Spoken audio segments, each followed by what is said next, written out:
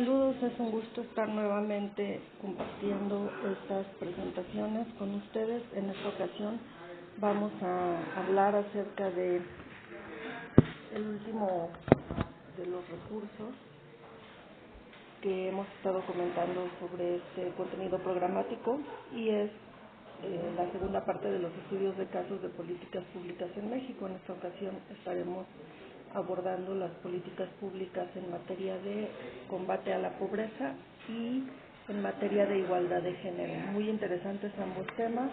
Es un poco ocioso comentar el hecho de que se trata de temas que son muy extensos. Es completamente imposible abordar todas las cuestiones que están relacionadas con estos temas, así que trataré de hacerlo de una manera muy resumida, muy general, retomando los aspectos que a mi criterio son los más importantes en estas dos materias de combate a la pobreza y de igualdad de género, y sobre todo pues dando un panorama general acerca de cómo se han presentado estos fenómenos en nuestro país en los últimos años y sobre todo pues en la actualidad. Difícilmente podremos llegar a un punto en el que identifiquemos una política pública o algunas políticas públicas que realmente se estén aplicando.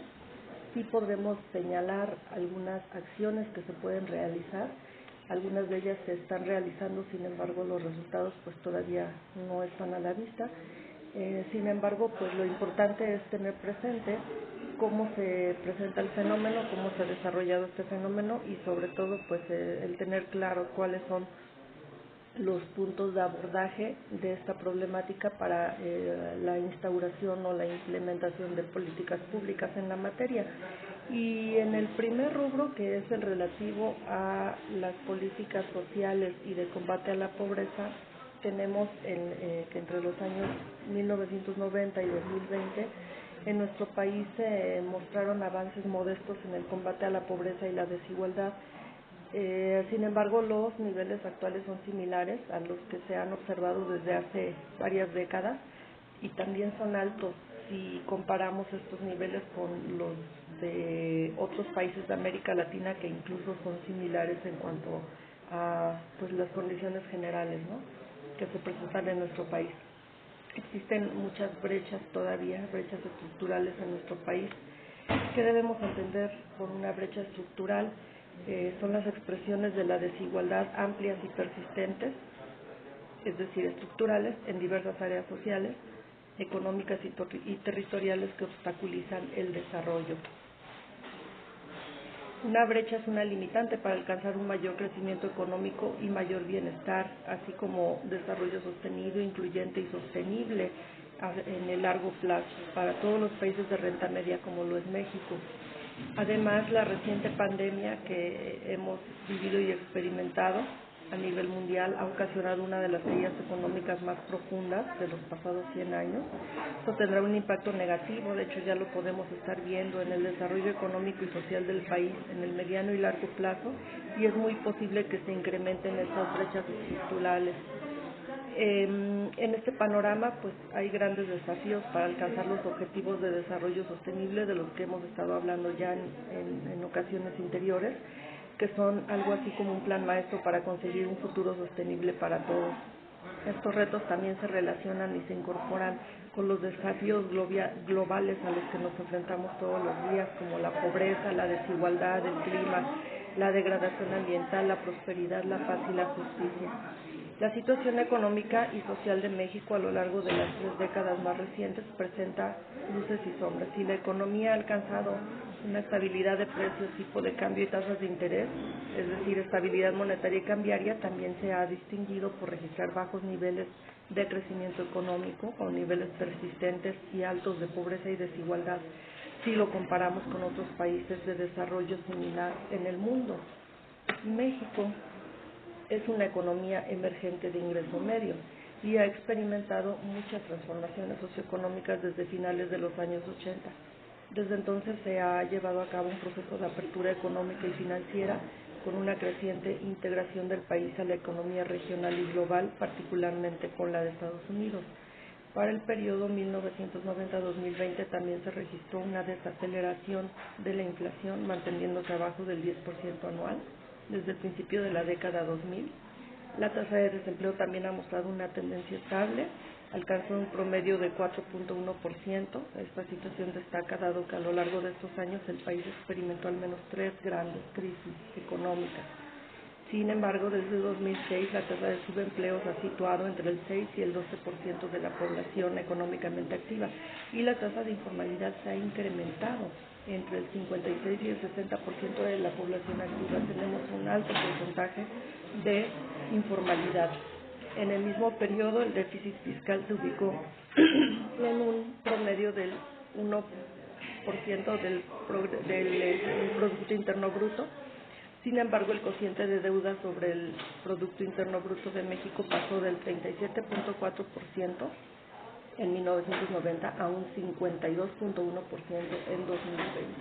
Estos números pues no son muy alentadores, sobre todo si tomamos en cuenta que a partir de la pandemia la deuda aumentó entre 2019 y 2020 en 7 puntos porcentuales.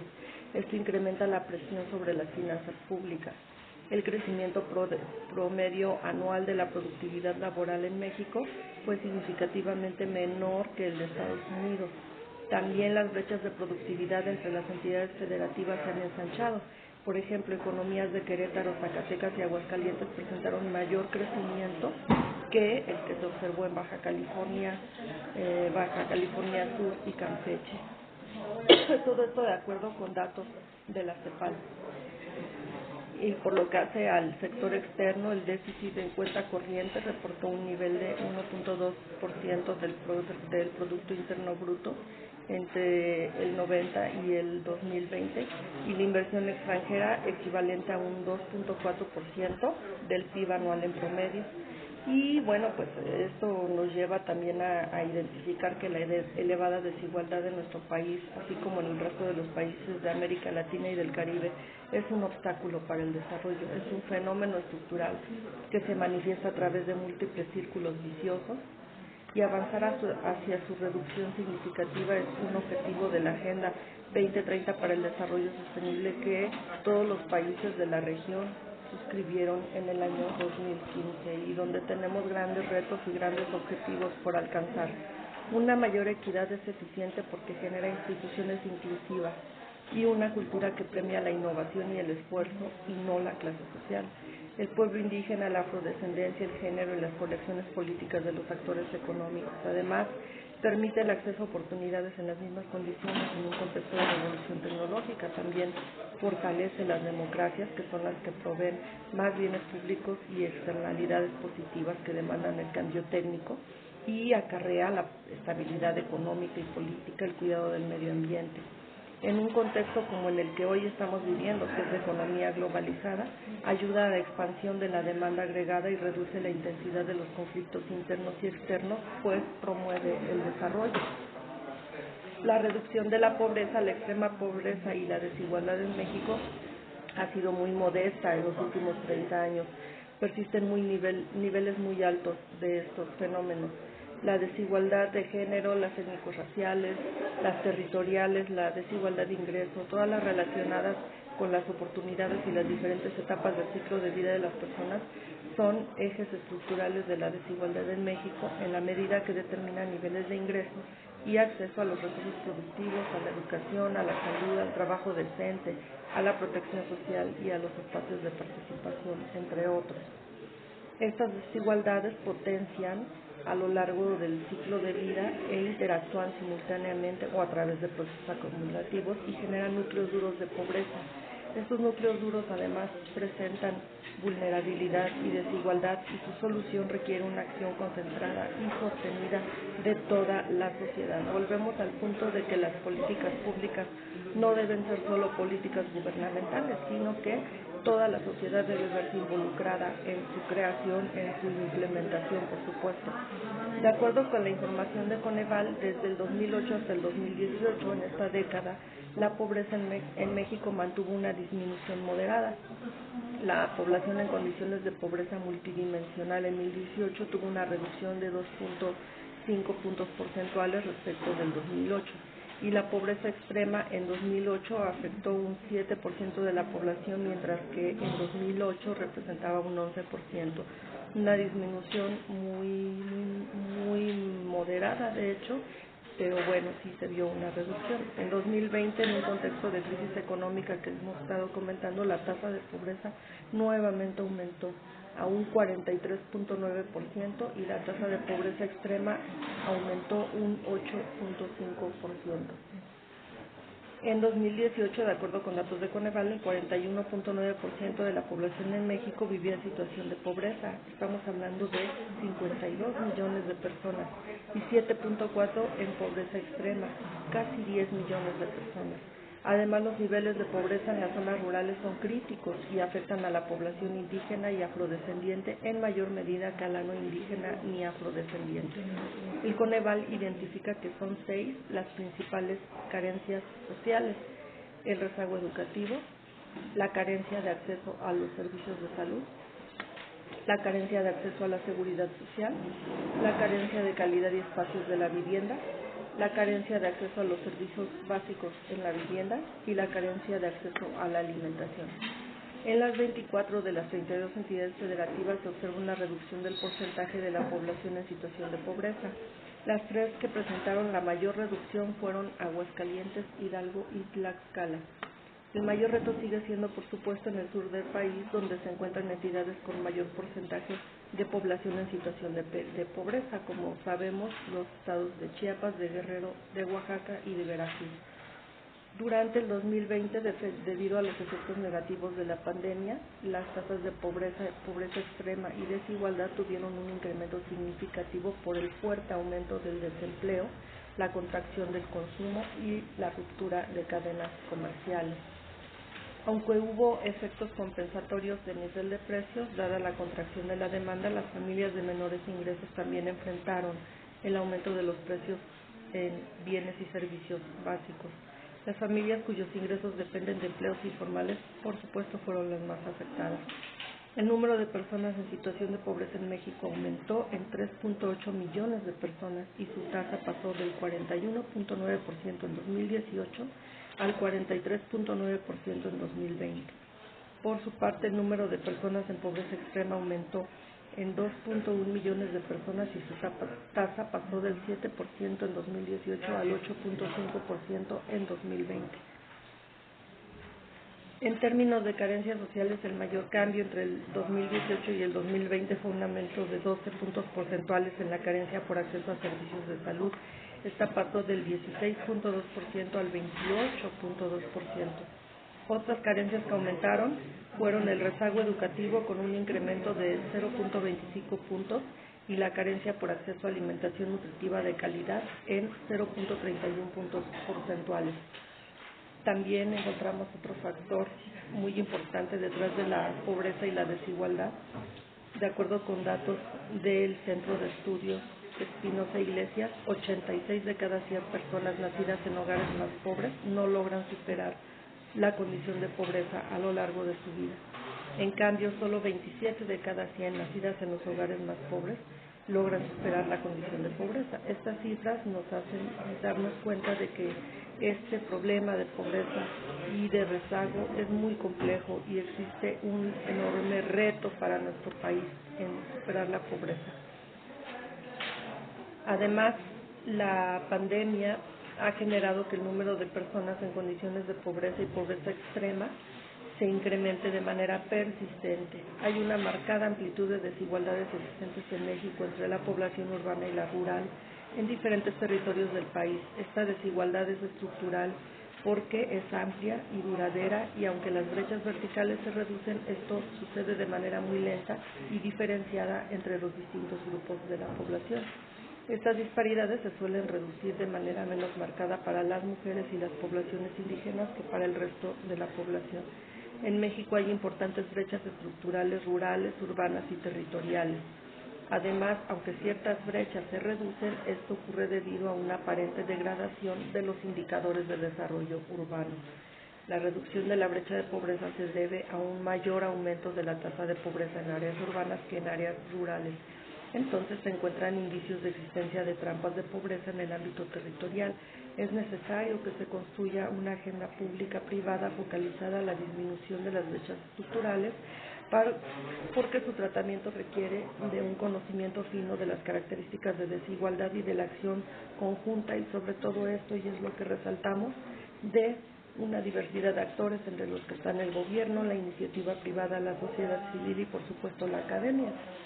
La generación de la dinámica colectiva permitirá, a través de estas informaciones estadísticas, co-construir sinergias que posibiliten definir prioridades y una agenda público-privada para el desarrollo inclusivo a largo plazo. El cierre de brechas estructurales requiere, por supuesto, aumentar el crecimiento económico, contar con suficientes recursos públicos y aumentar la inversión pública y seguir creando las condiciones necesarias para atraer inversión privada, nacional y extranjera. Si no se cuenta con una economía sólida, será difícil hacer frente a choques externos como la pandemia, que pueden generar retrocesos importantes en el cierre de brechas en el mediano y en el largo plazo. Pues es un panorama complicado el que tenemos en materia de pobreza, y no lo es menos el que tenemos en materia de género. Pasando a este tema precisamente, políticas públicas en materia de género, la decisión de analizar estas políticas públicas que inciden positivamente en el logro de la igualdad se sustenta en la convicción del papel activo de la mujer. Para que una sociedad sea igualitaria, las políticas públicas son una herramienta fundamental para impulsar transformaciones hacia mayores niveles de justicia y expresar la decisión política de los gobiernos de avanzar en la solución de problemas de la desigualdad que sigue afectando a las mujeres. Los distintos grados de avance en relación con la igualdad de género muestran que todavía hay un largo camino por recorrer. Si bien hemos avanzado, todavía faltan muchas cosas por hacer, especialmente en lo que hace al fortalecimiento de las capacidades estatales para la puesta en marcha efectiva de políticas públicas orientadas a disminuir las brechas de género. Las políticas de género que se basan en la igualdad como horizonte y como principio deben hacer posible que las mujeres detenten mayor autonomía y poder, que se supere el desequilibrio de género existente y que se enfrenten las nuevas formas de desigualdad que con frecuencia están surgiendo. Es indispensable tomar acciones para difundir la información que generan los cambios de políticas en el ámbito científico, técnico, político, social y cultural, de tal forma que sea posible elaborar nuevas categorías de análisis que nos permitan responder a los desafíos que implica transformar situaciones de injusticia de género. Y tenemos, por ejemplo, en este rubro de igualdad y justicia, que mediante la propuesta de análisis de políticas públicas para igualdad de género que ha desarrollado el Observatorio de Igualdad de Género de América Latina y el Caribe, se busca hacer visible la interdependencia que existe entre justicia e igualdad y enfatizar la importancia de considerar la igualdad de género en todo el ciclo de las políticas públicas. Si bien en las últimas décadas se han alcanzado importantes logros en este ámbito, no se puede ignorar la persistencia de enormes desigualdades y discriminaciones contra las mujeres. Esto en gran parte se debe a que muchas de las transformaciones en realidad han sido cambios que continúan asignados por la predominancia de lo masculino, y que en la categoría universal desde la que se analiza se decide bajo una supuesta neutralidad, pero sigue siendo designada por el hombre y por lo masculino. Las estructuras de poder no se han modificado de manera sustancial. Siguen subsistiendo muchas distinciones de género que se encuentran profundamente arraigadas en las sociedades y que también se encuentran arraigadas en las diferencias de clase, de etnia y generacionales, entre otras. El logro de mayores niveles de democracia hace necesario superar esta noción de universalidad y también impone establecer el reconocimiento de los derechos de las mujeres como componente fundamental de los derechos humanos, que debe ser expresado de manera simbólica, normativa e institucional. Es que la búsqueda de justicia de género debe apuntar en sus fundamentos a defender una política social de igualdad, de una política cultural de la diferencia, en el entendido de que en la mayoría de las injusticias se combinan injusticias de redistribución e injusticias de reconocimiento. Este tema del que se ha hablado tanto, que es la autonomía y el empoderamiento de las mujeres, constituyen un requisito indispensable para lograr la igualdad de género. Además, son parte de procesos individuales y políticos para que se puedan ejercer plenamente los derechos humanos. Estos términos se suelen utilizar de manera indistinta, pero en realidad son diferentes. El empoderamiento se relaciona con la toma de conciencia respecto de la necesidad de modificar e impugnar las relaciones de poder entre géneros presentes tanto en contextos privados como en contextos públicos. En cambio, la autonomía se refiere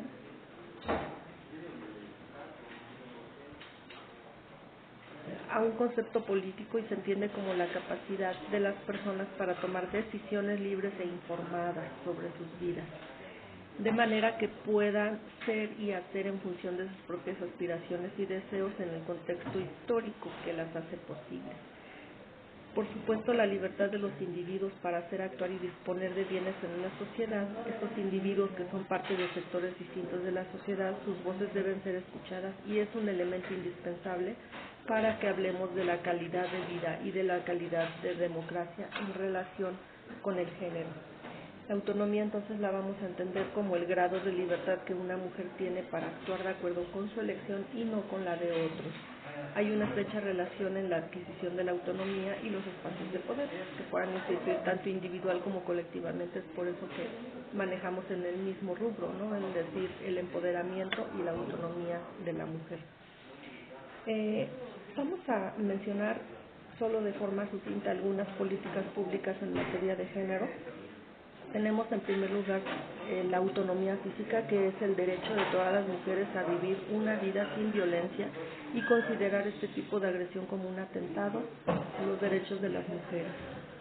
La política de lucha contra la violencia de género, que considera la violencia contra las mujeres como un atentado a sus derechos humanos y reconoce la obligación del Estado de protegerlas. Esta es una respuesta integral de abordaje de la violencia que se basa en el género y se enfoca en el trabajo conjunto y la coordinación de distintas entidades del Estado en el diseño y definición de un plan de acción para erradicar la violencia doméstica y promover la equidad y el pleno goce de los derechos humanos y su seguimiento. Esta actúa indirectamente sobre injusticias de reconocimiento porque hace visibles identidades subordinadas y expuestas por esta condición a situaciones especiales de violencia. El objetivo de esta política es erradicar la violencia doméstica y promover la equidad y el pleno goce de los derechos humanos. Está por otro lado también la política de garantía de acceso a la interrupción voluntaria del embarazo.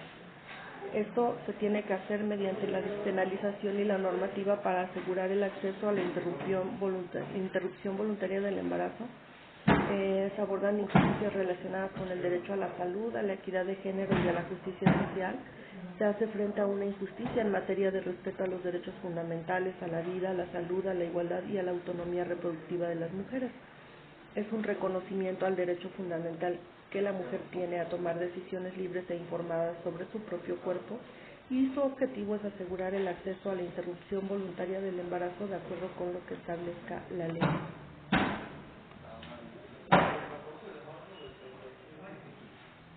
Está también la política de paridad y alternancia de género. Esto es en un sentido político. En los órganos de elección del Estado, la política aborda dificultades de acceso a las mujeres a los cargos de representación popular. Para ello se instituyen la paridad y la alternancia como formas de hacer frente a estos obstáculos de acceso que se han identificado desde la vigencia de las leyes de cuotas que todos conocemos. También aborda la discriminación que experimentan las mujeres en las estructuras intermedias de participación política, estableciendo la paridad y la alternancia en las listas de elecciones de las agrupaciones políticas. También están las políticas públicas de autonomía económica.